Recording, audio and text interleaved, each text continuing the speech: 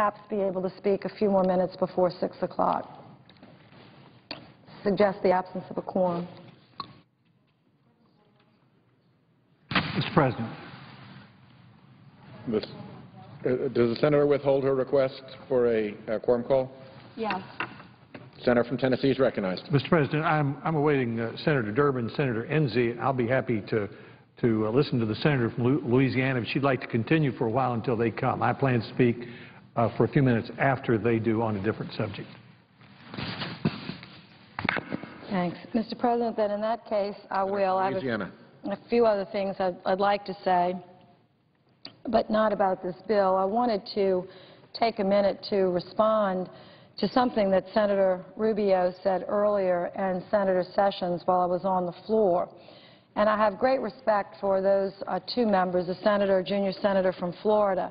But he came to the floor to a fairly critical diatribe, if you will, against some of President Obama's policies. And I have not been a great supporter of the President's energy policies and actually appreciate some of the views that Senator Rubio holds about the fact that we need to drill more in the country.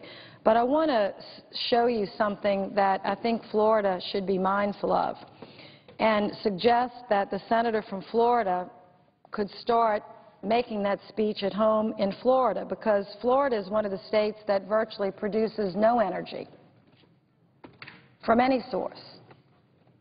And it's been a bone of contention for me for many years that we have senators that come to the floor and talk about what so-and-so doesn't do and so-and-so doesn't do.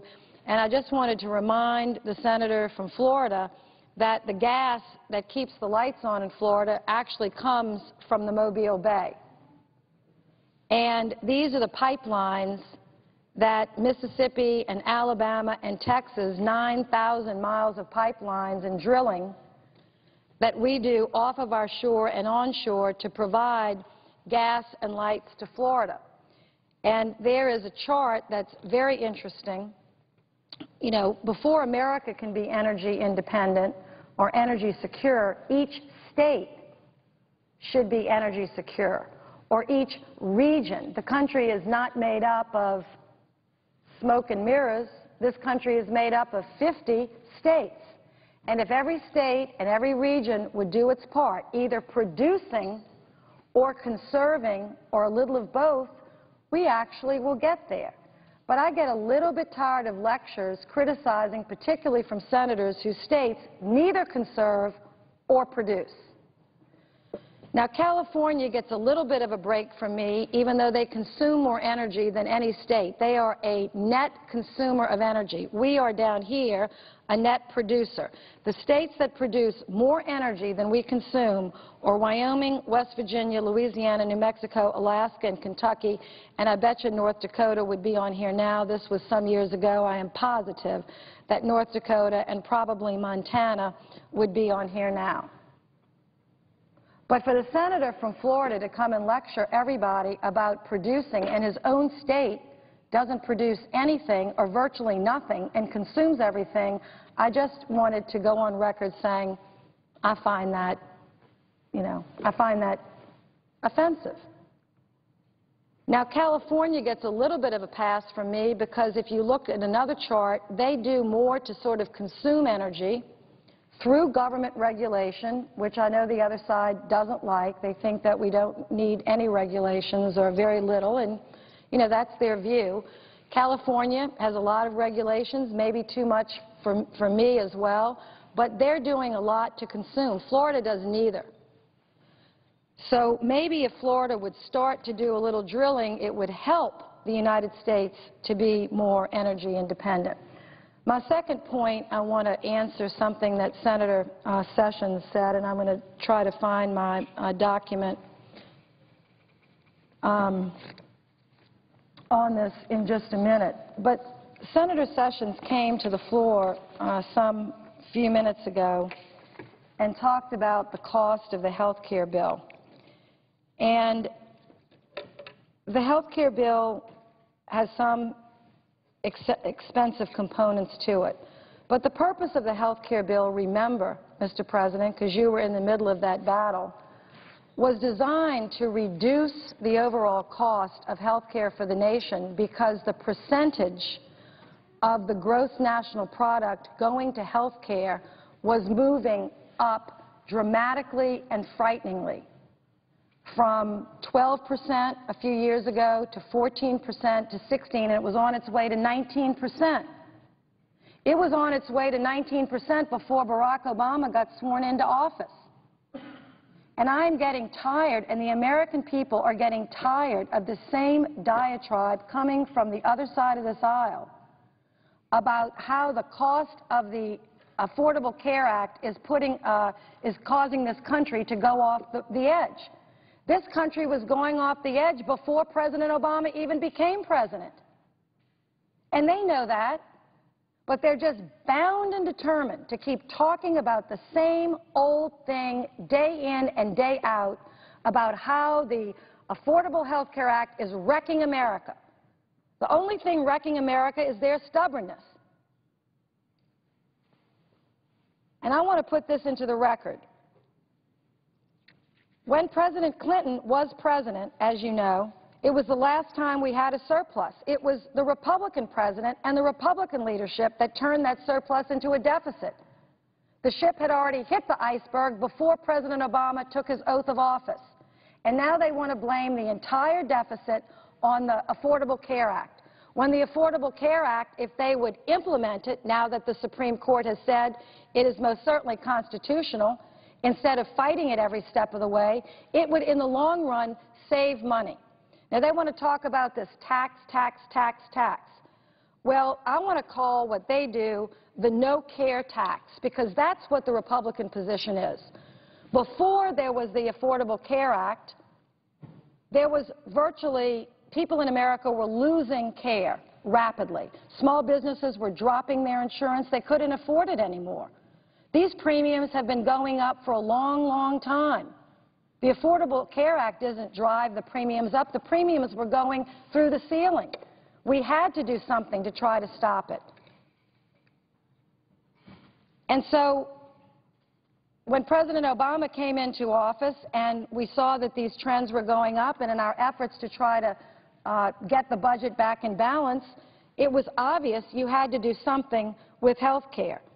But they keep talking about this tax. I want to remind them that before we passed the Affordable Care Act, there is a tax on every insurance policy that people in America have, because it's a tax for the uninsured, and it's about $1,200. That tax was on the backs of the American people before President Obama ever became president, before we even began debating the Affordable Care Act. And the other cost that was going on in this country is that people who didn't have Medicare, who didn't have Medicaid, and didn't have insurance, and it was a rising number of people without insurance, and as states cut back their Medicaid, a rising number of people that didn't have Medicaid, where do you think they went? They went to our hospitals, our private hospitals, our public hospitals, and our not-for-profit hospitals. And you know what the Republicans want to tell them is just treat those people for free. There's no one to reimburse you for this cost. Medicaid is not going to reimburse you because they're not 65. They don't have private insurance, and the governors cut back on Medicaid because they can't bear to go look for some tax loopholes that people might not need in order to provide working Americans with health care. They're too busy campaigning for their next elections, and so they told all of our hospitals, you all just go ahead and take care of these people for free. So when a paying customer went into a hospital, who do you think picked up the tab for that? The paying customer. So before President Obama became the president, before we started trying to figure out a way out of this terrible mess, there was a huge tax on the back of the American people and a huge debt having to be paid every year by every hospital in America. Why don't they talk about that? They don't. So I hope the American people gets, I am so tired of that same old speech. I've been hearing it for 3 years. I heard it before the debate, I heard it during the debate, and I guess we're going to hear it up to the election, and I hope the American people will listen. Go ahead and talk about, the tax, that supposedly this bill, it's alleviating a tax burden is what the Affordable Care Act does. It alleviates a terrible tax burden, an invisible tax that has been on the American people and a heavy burden on the backs of taxpayers in this country, and immoral in some ways as well, with working Americans working 50 and 60 hours a week, and yet when they get sick, they have nowhere to turn. And instead of putting their proposals on the table, they decided they wanted to block and tackle and stop and not contribute anything. Well, I think the country is going to make a good decision. I think the country likes the fact that their kids can stay on their health care plan until they're 26. I think the country likes the fact that when they get sick with cancer or diabetes, they can't be kicked off their health insurance. I think the country likes the fact, particularly businesses that think, geez, if the states would step up and cover some of these lower wage workers, the burden won't fall on us. Because for every governor, and my governor may be one, that rejects the expansion of Medicare, who do you think has to pick this up? Small businesses have to pick this up. The burden should be shared for our lower income workers broadly, not on the backs of businesses struggling. And that's the way we designed this program. And the federal government said, we know it's tough, we know it's an expansion, but you know what, we'll pick up for 3 years 100% to give you some time, to help you, so you can look at your tax code, you might be able to find out. And let me just get this one more thing off my chest, and then I'll turn it over to the senator. Who made up the rule that the federal government is in charge of the health of every American citizen? Do governors in this country have any responsibility for health? Or are we supposed to just do everything up here? Do mayors and governors have any responsibility for the health and welfare of the people that they serve? So I'll suggest the governors, some of them get off the campaign trail, get back to their offices and start putting some health care legislation together, particularly some of the Republican governors. And I'm glad I said that, and I'm happy to turn over the microphone. It would suggest the absence of a quorum. Clerk will call the roll. Mr. Akaka. Senator from Tennessee. I ask consent to vitiate the quorum. Without objection. Thank you, Madam President. Mr. President, I guess I was so taken with the lady's remarks that I was transfixed there for the moment. Mr. President, I've come to the floor in support of Senator Enzi of Wyoming, Senator Durbin of Illinois, and a group of other senators and House members who are working on a piece of legislation called the Marketplace Fairness Act. I'm going to let them do their own speaking. I'm their chief self-appointed cheerleader, though. I know Senator Enzi's been working on this ever since he's been in the United States Senate. He has a special passion for it as a former owner of a shoe store in Wyoming. Let me see if I can phrase it this way. If I were to ask the question, what do Governor Chris Christie, Governor Mitch Daniel, Governor Jeb Bush, Governor Haley Barbour, Al Cardenas, who's chairman of the American Conservative Union, Governor McDonnell of Virginia, Governor Page of Vermont, what do these individuals all have in common? Well, one might say, well, they're all Republicans. That's true. And you might say they're all conservatives. That's true. But the other thing you could say about those governors and Republicans and conservatives is that they all support the Enzi-Durbin Marketplace Fairness Act. And what is the Marketplace Fairness Act and why do they support it? The Marketplace Fairness Act is an 11-page bill about a 2-word issue, and the issue is states' rights. And the reason I'm such a strong supporter and co-sponsor of what they're doing is because when I, in my former life, used to be a governor of Tennessee, nothing used to make me angrier than Washington politicians who try to tell me what to do about my own business. I mean, we have a legislature in Tennessee and in Rhode Island and Wyoming, and we have a governor, and we know what services we want, and we have a range of options of taxes to pay for that. It was always my position that we could make our own decisions about how to do that. And what Senator Enzi and Senator Durbin and others of us are saying is that states have a right to decide what taxes they impose and from whom to collect them. And if the state of Tennessee or Rhode Island or Wyoming says, well, we're going to have a sales tax and we're going to collect it from half the people, well, it has a right to be wrong. That's what I mean by states' rights. Now, if I were in Tennessee, I would say, surely you won't have a state sales tax and only collect it from some of the people. You'll collect it from all of the people who owe it. And surely you'll treat all of your businesses who are in a similarly situated situation the same way. That would be my position if I were governor or legislature, but I'll let them decide that. But what we have advanced here in the United States Senate, which has 10 co-sponsors, the Enzi-Durbin bill, is a piece of legislation that makes it clear that states can decide for themselves whether to collect state sales taxes from some of the people who owe it or from all the people who owe it. To give you an example, and then I think I'll sit down and listen to Senator Enzi and let him talk. This past week I had a birthday, and my wife gave me an ice cream maker from Sonoma-Williams, which I'm sure is going to add a few pounds to as the months goes on. So there we were over the 4th of July holiday, and I wanted to get some of the stuff you need to make ice cream. You can buy ice cream starter from Sonoma-Williams. It comes in a can, and it makes the project a lot easier. And you can buy chocolate syrup, and they'll mail it right to your house. You can do all these things online, of course. Or I could have driven back to Nashville and gone to the Williams-Sonoma store in Nashville and bought it all there. Now, if I bought all that stuff in Nashville, I would have had to pay Tennessee's 9.5% sales tax. If I buy it online, I wouldn't have to pay the tax except that Williams-Sonoma collects it. So I went into the Internet, I put on my credit card. There was the amount of money it cost to buy the stuff for my ice cream maker. And right at the end of it, it added the tax on. The same sales tax I owed and would have paid if I'd been at Williams-Sonoma store in Nashville. Pushed the button, off it went. They collected the tax from my credit card. They sent it to the state of Tennessee, and it's done. 20 years ago, that wouldn't have happened with an out-of-state seller. It was too cumbersome.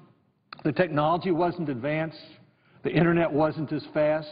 The states hadn't gotten their act together. It was all very confusing, and the Supreme Court said you can't impose that on states, this causing an out-of-state seller to collect a sales tax that's owed, even though it may be owed. Well, today it's different. It's as easy to figure out the tax as it is to find out, to Google the weather in your hometown. The fact is, it's easier. It's easier to have the tax collected online than it is to go into the store and do it. And in any event, in the state of Tennessee, Governor Haslam and the Lieutenant Governor, and I can guarantee you we're a conservative state, they want the right to decide that for themselves. And what I know they're going to do is if they have the right to collect the sales tax from everybody who owes it instead of just some of the people who owe it, they're going to lower the tax rate for everybody. And they might get rid of the only vestige of an income tax we have. So the food tax might go down, the hall income tax might go down, they might spend some more money for teachers' salaries. That's their business. But I'm here today simply to say that Senator Enzi and Senator Durbin and others have solved a big problem for this country. And the reason why this bill is inevitable and why I hope it will pass this week or next week or next week, and why I believe the House of Representatives is going to pass it as well, is because it's a simple 11-page bill about a two-word issue, states' rights, and that's why Governor Christie and Governor Daniel and Governor Bush and Congressman Pence and many Republicans and many conservatives are saying, let's pass it, let's get out of the way, let states make their own decisions, and then states can decide from whom they want to collect their sales taxes. So, Senator Enzi, I congratulate you and Senator Durbin for your work. I look forward to working with you, and I hope that this year we can continue to turn this bill that you've worked on for more than a dozen years into a law. Thank the President. I yield the floor. Mr. President. The Senator from Wyoming. Thank you. The Senator from Tennessee, Senator Alexander, is far too modest. Yes, I've been working on this since I got to the Senate, but he's the one that got it shortened down to 11 pages and made it a states' rights bill. And the states are realizing their rights anyway, and there are attempts at making changes in the sales tax law in order to cover this huge loss of revenue that they're experiencing. But it doesn't really work unless we do what the Supreme Court urged us to do when they did the Quill decision back in the 90s. And that's to pass a national law that clarifies how this tax would be collected if the states choose to do it. And I'm very pleased that Senator Durbin joined us on this issue. Practically every state is losing money because of the tax that's only being collected for the people that buy in the state. And when they buy out of state, they're used to it being collected, and it isn't collected. So half the time the state's not getting its money. And we need to change that. Before, states could come to the federal government and say, we need some money, this is a project, and sometimes that got worked into the bill. We're out of money at the federal level. We eliminated earmarks, and we can't do what we used to do, and probably shouldn't have done it then. But at any rate, we're borrowing 42 cents on every dollar that we spend, and so we don't have any money left to give to the states. But the states do have this authority, an authority to do a sales tax. Of course, they didn't anticipate that they were just going to tax the businesses that were in their state, that were paying property tax, that were hiring local people, that were participating in all the community events, and telling everybody that's out of state they didn't have any responsibility in it. There's always been an effort to get their responsibility too. So I'm glad that we have this opportunity to discuss the Small Business Jobs and Tax Bill, but this amendment to it that would be known as Marketplace Fairness Act. We're talking about fairness here. You do expect that everybody will be treated fairly. So let's start with a common day practice that's happening in our nation's retail markets today. If you buy the book Hunger Games at the local bookshop in town, you'll pay more for the book for the brick and mortar store than if you bought that same book online. There's nothing different about the brick and mortar store's book versus the book purchased via the internet, except the sales tax. The sales tax you'd have to pay. If they choose to do so, states should have the flexibility and the ability to fix this inequality. Sales taxes go directly to state and local governments, which brings in needed revenue for maintaining our schools, fixing our roads, supporting our law enforcement. And as I like to add, have you ever tried to flush your toilet on the internet? If sales over internet continue to go untaxed and electronic commerce continues to soar, revenues to state and local governments will plummet. But if Congress fails to authorize states to collect tax on remote sales and electronic commerce continues to grow, we are implicitly blessing a situation where states will be forced to raise other taxes, such as income or property taxes, to offset the growing loss of sales tax revenue. Do we want this to happen? No, we don't. The Marketplace Fairness Act was written in the aftermath of the Supreme Court's 1992 Quill decision. Congressional involvement is necessary because the ruling stated that the thousands of different state and local tax rules were too complicated and onerous to require businesses to collect sales tax unless they had a physical presence, store, warehouse, in the purchaser's home state. Now, the Supreme Court essentially stated that Congress needs to decide how to move forward. I strongly believe that now is the time for Congress to act. Many Americans don't realize when they buy something online or order something from a catalog from a business outside of their own state that they still owe the sales tax. For over a decade, Congress has been debating how to best allow states to collect the sales taxes from online retailers in a way that puts Main Street businesses on a level playing field, a fair playing field with the online retailers. The Marketplace Fairness Act empowers states to make the decision themselves. If they choose to collect already existing sales taxes on all purchases, regardless of where the sale was, whether it was in line or in a store, they can. If they want to keep the things the way they are, the states can do that. I've been working on this sales tax fairness since joining the Senate in 1997. As a former small business owner, it's important to level the playing field for all retailers, in-store, catalog, and online. So an outdated rule for sales tax collection does not adversely impact small businesses and Main Street retailers. As a state legislature, I know we never passed a law, as I said, that discriminated against the in-state people.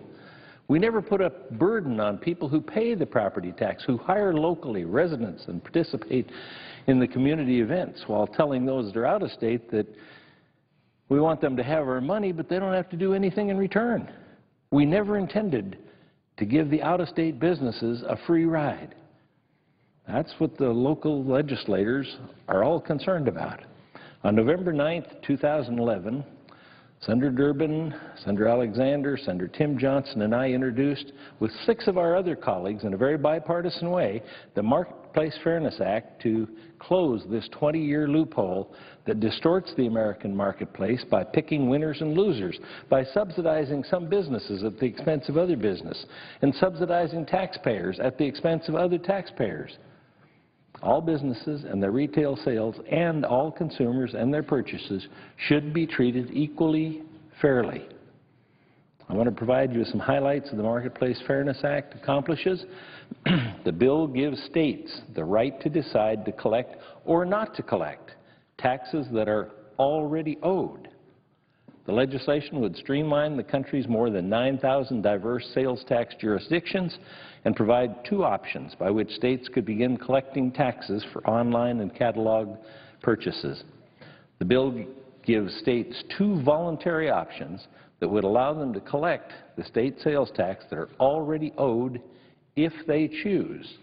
The first option is a streamlined sales and use tax agreement, which is supported by 24 states that have already passed laws to simplify their tax collection rules.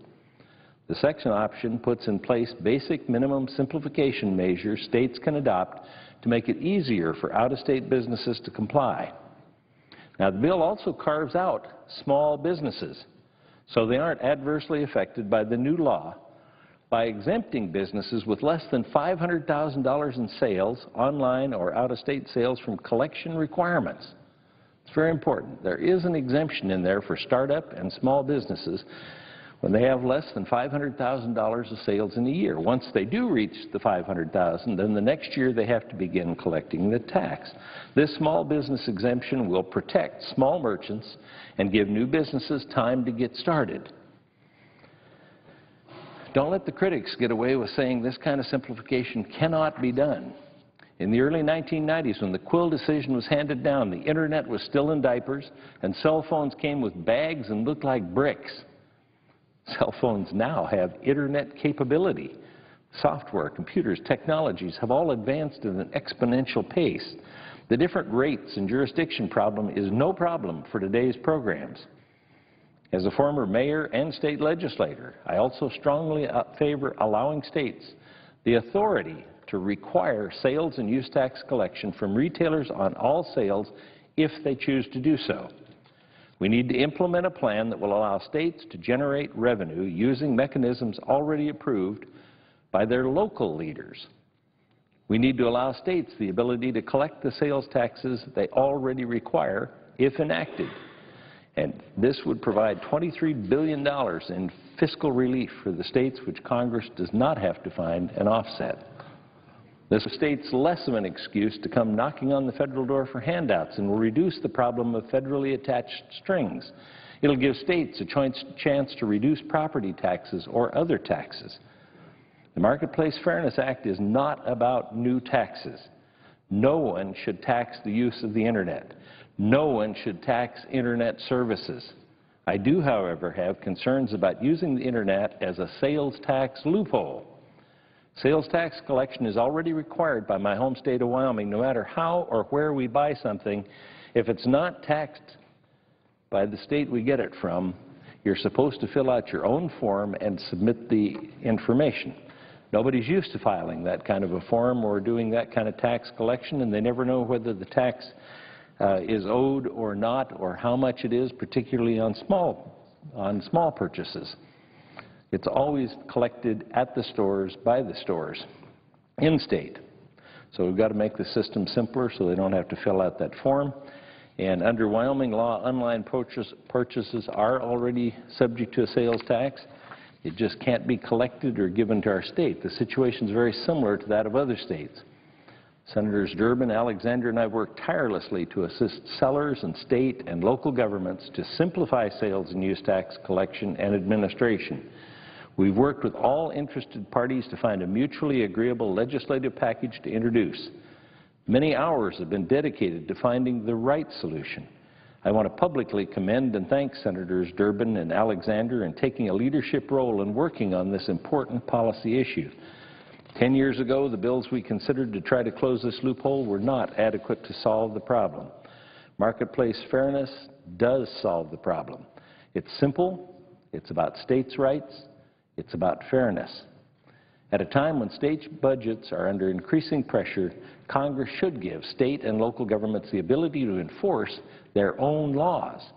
I strongly encourage my colleagues to support Amendment 2496, known as the Marketplace Fairness Act, and get it enacted into public law this year. I yield the floor.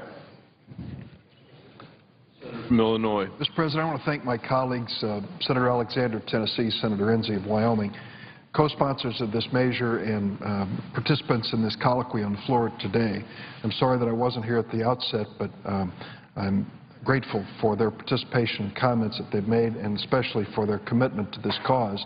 I think Senator Enzi and I would both give special thanks to Senator Alexander, who stepped in at a very important moment, helped us craft a part of this bill, helped us craft an argument on this bill, and really brought some new approaches to it which have been extremely helpful. The notion of offering this as an amendment is a show of good faith on our part, a show of commitment to the seriousness of this issue and the importance of this issue. The fact that a Democrat, two Republicans, and in fact many Democrats and Republicans can join together in this bipartisan manner is an indication that this bill really cuts across party lines. I think it gets down to a basic issue, as it says, of fairness. The economy is clearly getting better. There are better days ahead, but jobs are being created and our economy is growing stronger. There may be times when the job numbers are disappointing and the stock market stumbles, and we continue to face challenges in Europe and other places, but we are improving. Businesses in Illinois and across the country are starting to see customers come back. Small retailers in my home state of Illinois are pushing the phrase, the slogan, buy local, in their effort to urge consumers to come back to the local stores, the farmers market, the shoe stores, instead of buying online. These efforts support local brick and mortar sellers who contribute to the community in so many different ways. They sponsor the local baseball teams. They collect sales and use tax that pay for services like fire and police and trash collection, and they provide good-paying local jobs. While the efforts have been successful, many local retailers share with me just how frustrating it is to lose business because online retailers have a built-in advantage that I've seen firsthand. While local Main Street businesses collect state and local taxes and use taxes, their online competitors don't. In Illinois, this can mean an 8% differential in price. This encourages customers to buy everything from electronics to books online to avoid paying sales tax and use taxes. A couple examples. Bob Nautrip, owner of Soccer Plus in Palatine and Libertyville, Illinois, describes how his biggest online competitor can offer a discount of more than $10,000 because it doesn't have to collect sales and use taxes. Bob sells sporting equipment to local sports clubs. It's not unusual for these clubs to make purchases that exceed $100,000 a year. He can't compete when the competition has a $10,000 price advantage, so he loses the business.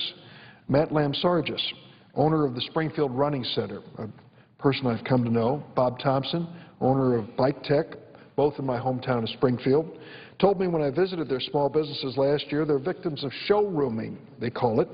They lose business when customers walk into the store, look around, maybe even try on the clothing and the shoes just to get fitted just right, write down a few numbers and walk out the door, then order the product over the Internet at a discount because the Internet seller doesn't collect sales tax, and these local retailers have to. Ironically, some of the customers dissatisfied with their online purchases come back to the same store to complain about a product they didn't even buy there. So we've got to find a way to make this a fairer marketplace. Why can't state and local governments just require online retailers to collect sales and use taxes? For 20 years, state and local governments have been prohibited from enforcing their own sales and use tax laws because of a Supreme Court decision in Quill versus North Dakota, where the court clearly stated that only Congress has the authority to solve this problem. Now, Mr. President, I see that the Majority Leader has come to the floor, and he's told me I can continue. But when he's ready, I'm going to yield to him and resume my statement. Let me continue until he's ready. Last year, Senator Enzi, Senator Alexander, and I introduced the Marketplace Fairness Act with additional co-sponsors, 13 bipartisan sponsors. This group of senators understands that to truly help small business grow and create jobs, we need to make sure they compete on a level playing field. The Marketplace Fairness Act would do just that. That's why it's being filed as an amendment to the Small Business Jobs Tax Relief Act. Our amendment is about saving Main Street businesses and jobs provided by those businesses. This bill allows states, it does not mandate the states, but allows states, if they choose, to require online and brick-and-mortar retailers to play by the same sales tax rules. The bill eliminates the built-in price advantage that has distorted the market for 20 years. It includes, as Senator Enzi just recently said, a small seller exemption for those selling less than $500,000 worth of commodities a year.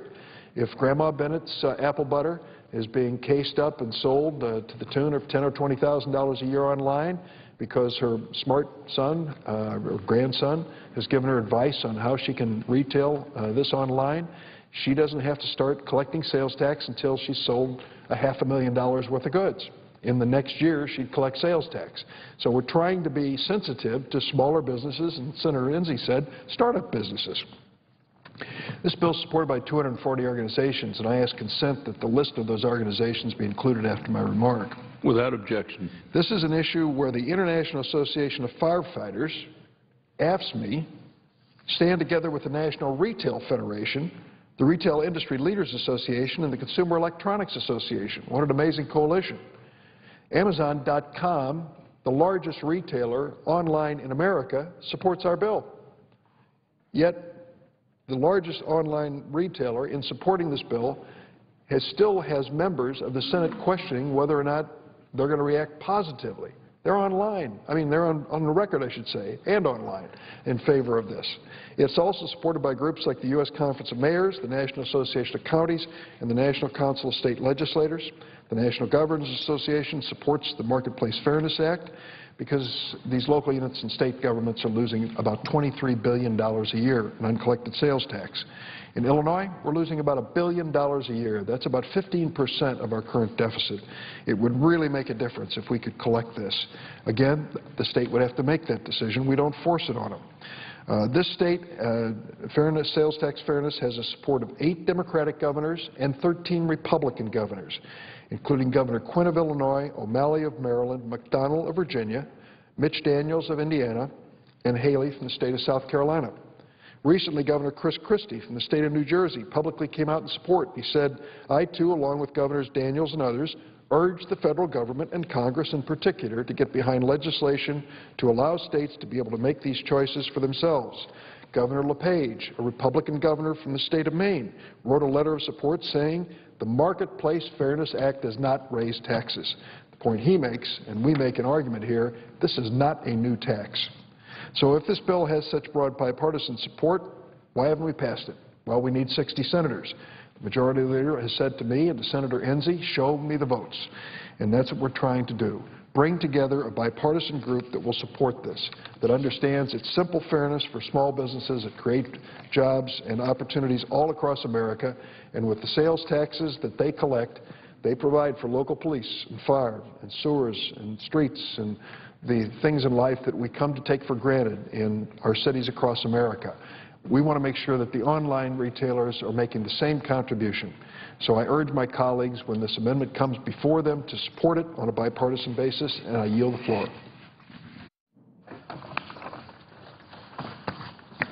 Mr. President, The Majority Leader. I ask consent that all remaining time post-closure be yielded back and the Senate adopt the motion to proceed S-2237. Is there objection? Without objection, so ordered. The clerk will report the measure. Calendar number 341, S2237, a bill to provide a temporary income tax credit for increased payroll and extend bonus depreciation for an additional year and for other purposes. Mr. President, on behalf of Senator Landrieu, I have a substitute amendment at the desk I wish to have reported. The clerk will report. Senator from Nevada, Mr. Reed, for Ms. Landrieu, proposes an amendment number 2521. On that, Mr. President, I ask for the yeas and nays. Is there a sufficient second? There appears to be. The yeas and nays are ordered. Mr. President, I now have a first-degree perfecting amendment, which is also at the desk. The clerk will report. The senator from Nevada, Mr. Reed, proposes an amendment number 2522 to amendment number 2521. I ask for the yeas and nays on that. Is there a sufficient second? There appears to be. The yeas and nays are ordered. I have a second-degree amendment at the desk. Clerk will report. The senator from Nevada, Mr. Reed, proposes an amendment number 2523 to amendment number 2522. I have, Mr. President, a cloture petition on the substitute amendment, which is at the desk. The clerk will report.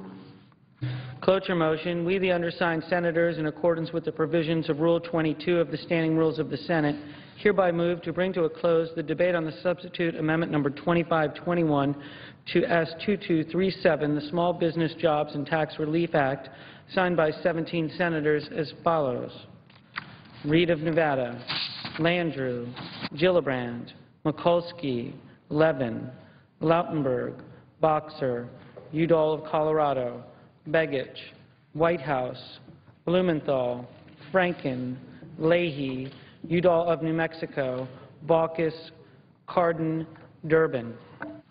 Mr. President, The Majority I Leader. have an amendment at the desk to the language proposed to be stricken. The clerk will report.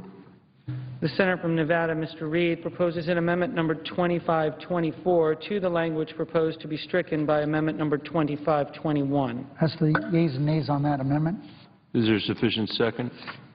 There appears to be. The yeas and nays are ordered. I have a second-degree amendment at the desk. Clerk will report. The senator from Nevada, Mr. Reed, proposes an amendment number 2525 to amendment number 2524. I have a motion to commit the bill with instructions. The clerk has that, Mr. President. Clerk will report. The senator from Nevada, Mr. Reed, moves to commit the bill S2237 to the Committee on Finance with instructions to report back with an amendment number 2526. I ask for the yeas and nays on that motion. Is there a sufficient second? There appears to be. The yeas and nays are ordered. I have an amendment to the instructions at the desk. The clerk will report.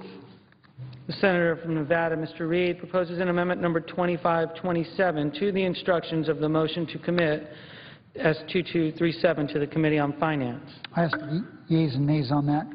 Is there a sufficient second? There appears to be. The yeas and nays are ordered. Mr. President, I have a second-degree amendment at the desk. The clerk will report. The senator from Nevada, Mr. Reed, proposes an amendment number 2528 to amendment number 2527. Finally, Mr. President, I have a cloture motion on the bill, which is at the desk. The clerk will report. Cloture motion. We, the undersigned senators, in accordance with the provisions of Rule 22 of the Standing Rules of the Senate, hereby move to bring to a close the debate on S2237, the Small Business Jobs and Tax Relief Act, signed by 17 senators as follows. Mr. President, I would ask unanimous consent that names not be read. Without objection. I ask unanimous consent that the mandatory quorum required under Rule 22 be waived for the cloture motions just filed. Without objection. I now move to proceed to calendar number 442S3364. The clerk will report the motion. Motion to proceed to calendar number 442, S3364, a bill to provide an incentive for businesses to bring jobs back to America.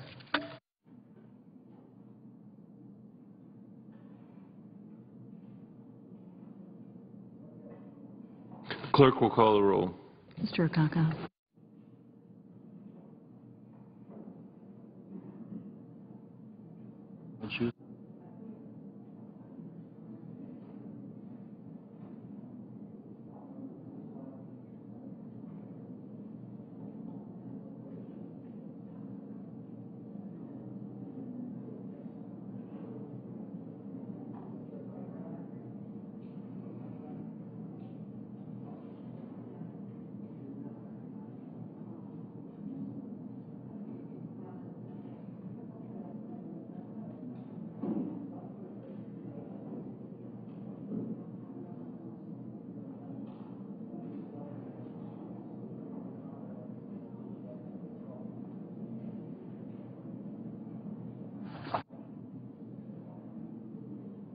consent.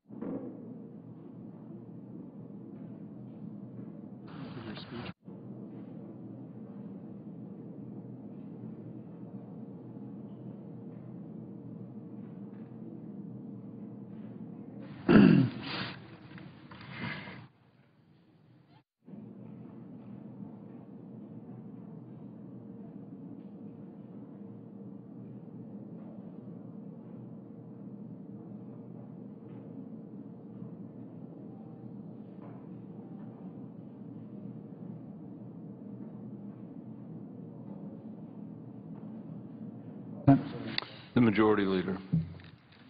Right now, the Senate's concerning a small business. We're in a quorum call. Oh, I'm so sorry. I ask consent that to be dispensed with. Without objection. Mr. President, right now, the Senate's considering a small business jobs bill, a very important proposal that was part of President Obama's package to increase employment in this country. It'll create 1 million jobs. This legislation will give tax credits to businesses that grow and hire. Yet Republicans are looking for any excuse to vote down the proposal for 2 reasons. Number one, it has the support of President Obama and Democrats in Congress. And secondly, it would strengthen the economy, which would help President Obama.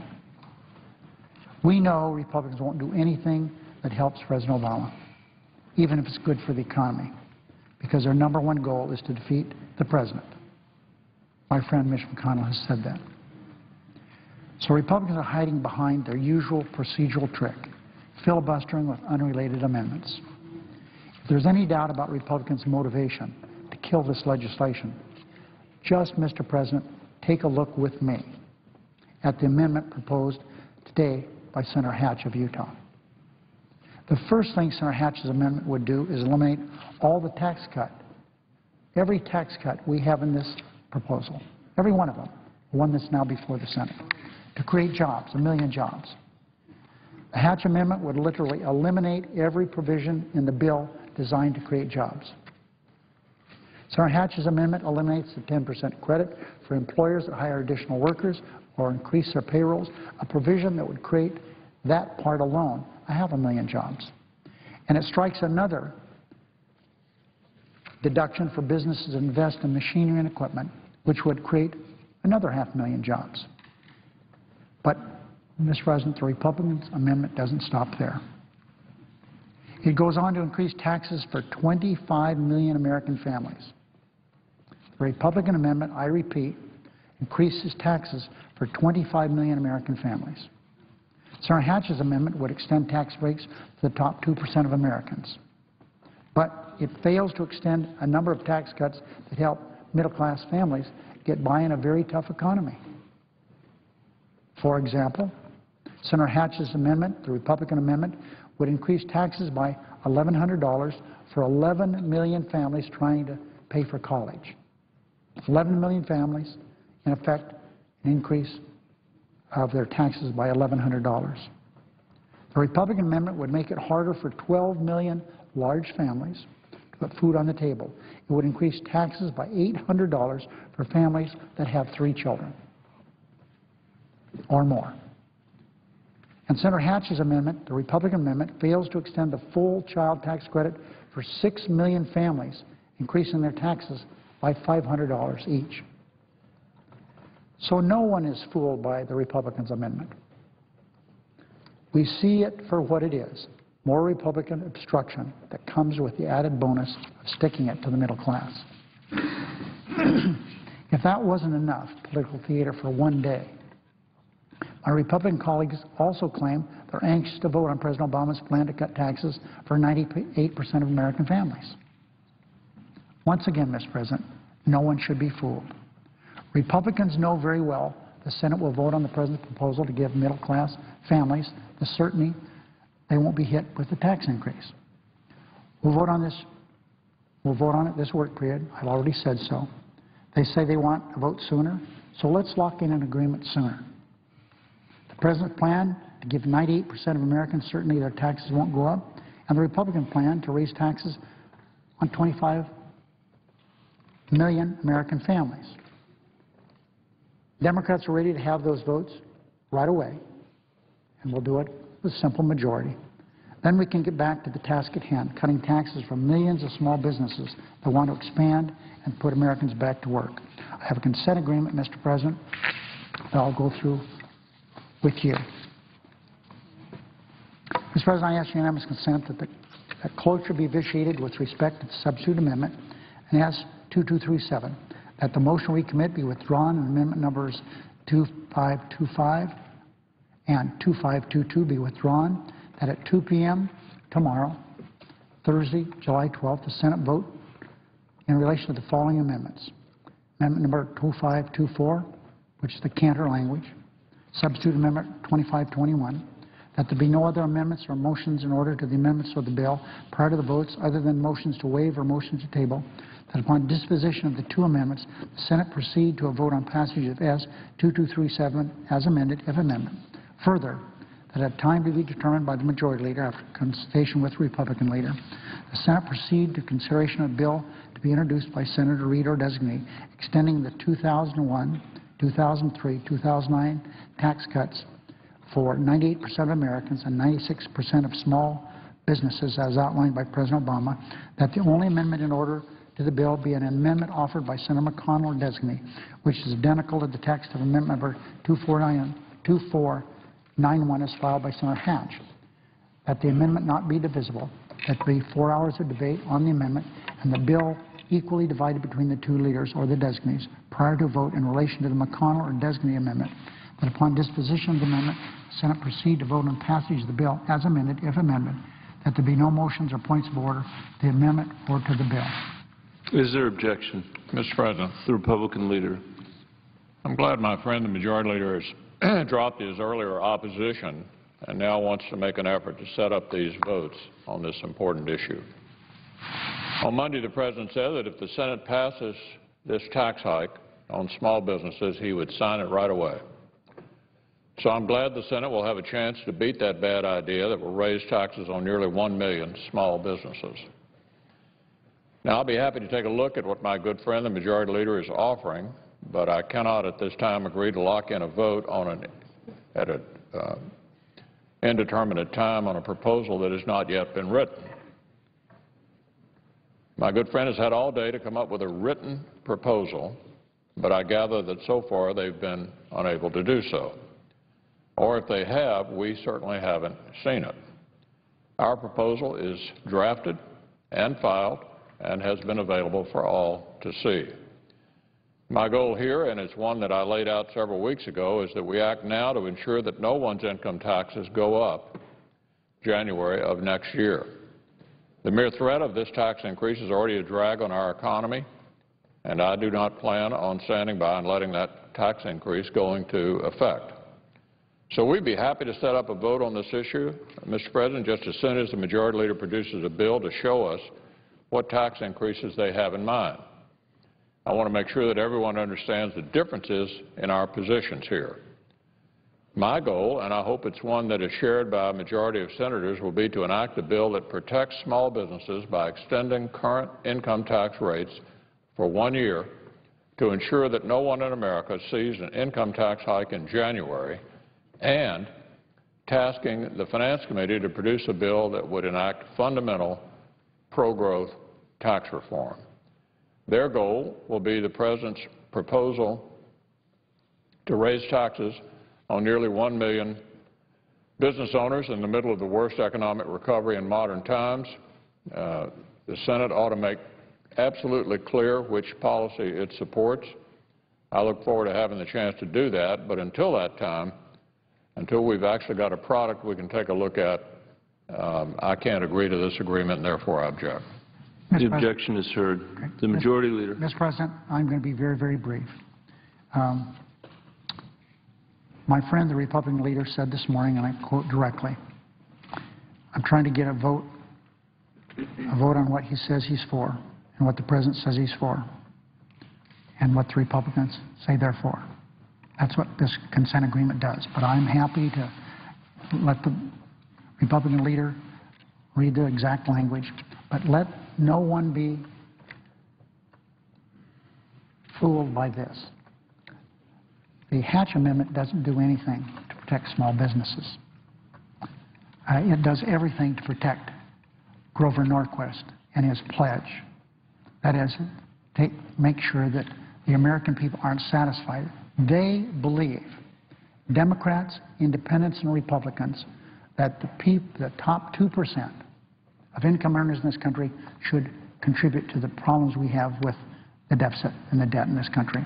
That's what this is all about. I look forward to working with my friend, the Republican leader, to see if we can come to a position here where we can vote on the bill that's before us. I'm a little concerned because the hatch language eliminates our bill, but I'm happy to have staff during the night look and see if we can arrive at some way to move forward on this.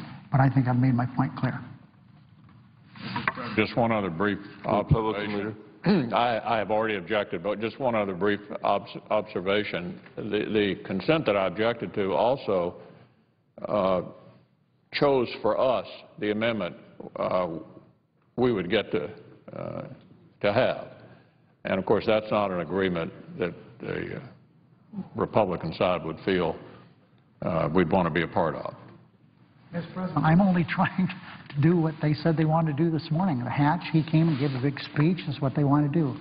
And so if they have something else they want to propose, I'm happy to take a look at that. But I'm only doing what they said they want to do this morning. Mr. President, I wouldn't know what the absence of quorum, unless my friend has more to say. The clerk will call the roll. Mr. Akaka.